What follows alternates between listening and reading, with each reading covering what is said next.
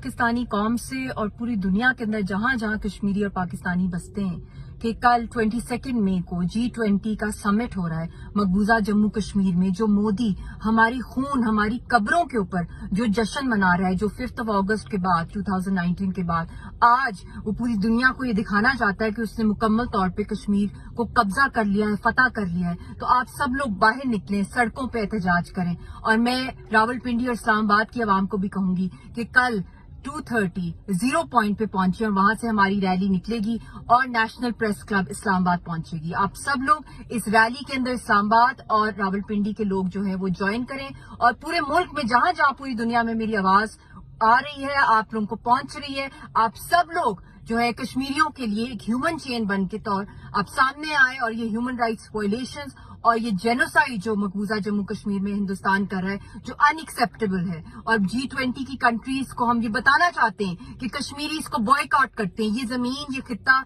ये हम इसके वारिस हैं और हम कभी भी बर्दाश्त नहीं करेंगे कि यहाँ पे दुश्मन आके जो है वो दंदनाता रहे और कब्जा करता रहे और हम इसको एक्सेप्ट करें।